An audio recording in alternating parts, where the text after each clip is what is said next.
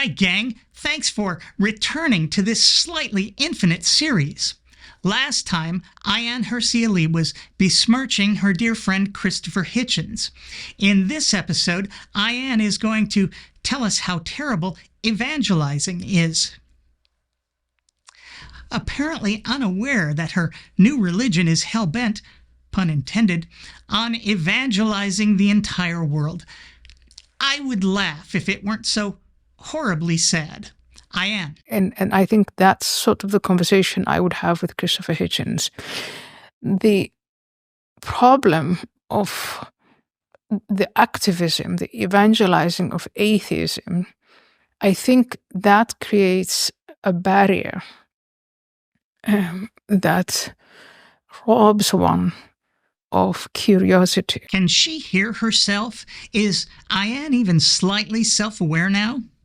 Or again, is she just so completely ignorant of Christian history? Yes, Ayaan, evangelism robs people of curiosity, which is why atheists like me are not evangelizing, but rather pushing back against the 2,000 years of evangelism by Christians and Muslims who are hell-bent on dominating the entire world and forcing their worldview on everyone else. That's literally Christianity's Great Commission. Look it up. Instead of being curious and or respectful of, for instance, the native peoples Christians encountered here in the New World, and India and Africa and Australia, the Pacific Islands, etc., encounters with Christians led to genocides, forced conversions, the destruction of cultures and peoples, the theft of native lands, etc. All over the world, Christians arrogantly thought their way was the only way, because that's exactly what Jesus told them. Help me, Jesus. If you just shed that and you come, and you shake that off and you think, I'm open to change my mind, then, you could change your mind. You could see things that you wouldn't see when you say, I don't want to see it at all. Is that what Christians do? Are they open to changing their minds? Quote, I am the way and the truth and the life. No one comes to the Father except through me. End quote. Are Christians open to the possibility that Jesus is not the way, the truth, and the life? How about something simpler like the Earth moving? Like maybe our planet rotates around the sun instead of the other way around. Were Christians open to that? Or that the stars were other suns? How about you, Ayaan? Are you open to the possibility that Christianity is not true?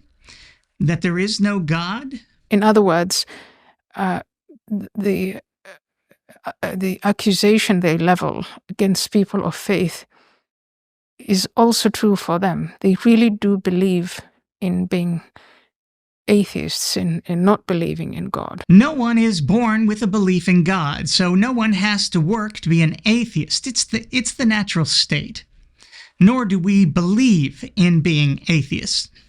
We simply believe that theists like yourself, pushing the vile ideas attached to the tribal war god of Abraham, need to be resisted, because when they weren't, and Christianity dominated Western Europe, well, that's when we got the totalitarianism, the genocide, the endless wars, the slavery, the complete lack of curiosity, etc. Because all of that is recommended by your religion via its holy book and teachings. It's all right there in black and white if you'll just read, open to the possibility that you might be wrong. Well, the idea is that everybody worships something. Everybody has their dogmas. Everybody has things that they believe essentially without evidence. And the atheist message was always, we're people who analyze these questions. We're people who plug in those gaps in our knowledge. And if we can't justify something, we're not going to believe it. And with that, they levy this closed-minded accusation against the religious. And I guess there's one thing to say that they do it as well. Do you think that they do it more so? If you read the works of the apologetics, it's really this whole exercise in trying to grapple with that, where they're saying, we're not believing in something just because we believe in it, and we're sticking to these really very serious attempts at trying to understand, to explain, and there's a great deal of doubt and self-doubt. First of all, I think that I would tell them that they need to understand the proper relationship between faith and reason.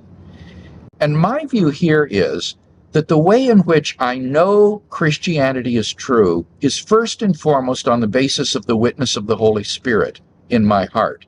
And that this gives me a self-authenticating means of knowing that Christianity is true wholly apart from the evidence.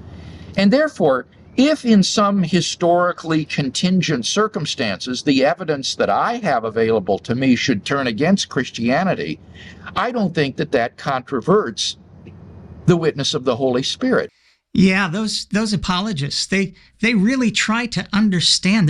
They're so filled with curiosity and doubt and self-doubt. So I think it is really on the other side where there is this certainty that there is nothing, and then trying to get everyone to come to the belief that there is nothing. Requiring extraordinary evidence for extraordinary claims like the existence of gods and dying, resurrecting God-men has not even the slightest hint of certainty. Ayaan does exactly the same regarding the miracles of Muhammad and Joseph Smith. In fact, it's Ayaan now saying with seeming certainty that she knows there's something beyond the material world, and without requiring extraordinary evidence for her preferred belief system. #special pleading. I'm not certain there's nothing beyond this world. For all we know, we're just a small part in some even larger cosmos. But that wouldn't satisfy Ayaan. She wants there to be magic and magical beings behind everything, without really thinking through what that would mean, especially in terms of all the evil and suffering those magical beings would have created for us and inflicted on all the animals for the last 800 million years. I am certain that if you teach people that the very model of love and moral perfection is a being who loves violence so much that he will be using violence forever against us, that the people who follow that ideology will embrace violence, imagining their violence is approved of and justified by their all-loving, morally perfect, eternally violent superbeing. That is indeed exactly what has happened and continues to happen. I mean, it's a caricature to say that Christians they all just believe without evidence and without thinking. It's like, oh, have you read the apologetics? Have you read the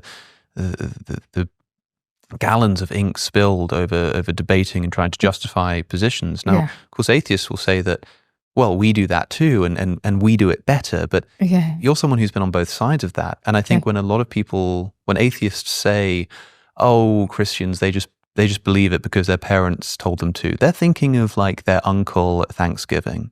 Yeah, they're not thinking of the William Lane Craigs. Far from raising the bar or the epistemic standard that Christianity must meet to be believed, I lower it. If there is just one chance in a million that this is true, it's worth believing. Yeah. Or the Alexander Pruses of the world, they're thinking of someone that they know personally. But similarly, I know more atheists who are just atheists because, I've never seen any evidence, whatever, haven't given it much thought. Yeah. Then I know atheists who've sort of reasoned their way into that conclusion. I think it happens on both sides, in other words, but you're someone who's now lived both of those sides and interacted with both of those sides. And you said a second ago that you feel like more closed-mindedness comes from the atheist side than the Christian side. More closed-mindedness comes from the atheist side, and more certainty.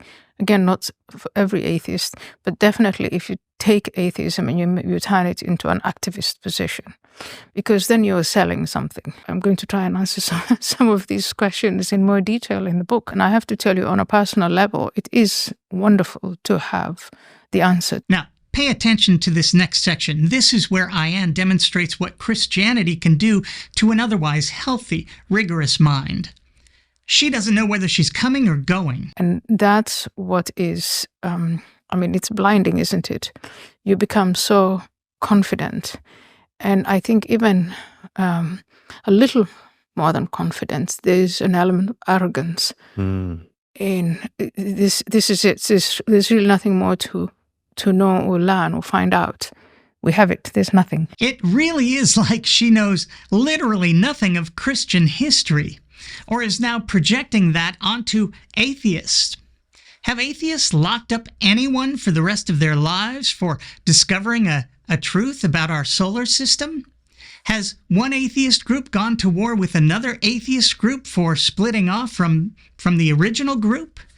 Has anyone been murdered because of their translation of the End of Faith or God is Not Great, the way people were murdered for translating the Bible? Ayaan, the vast majority of scientists working in the hard sciences today are non-believers.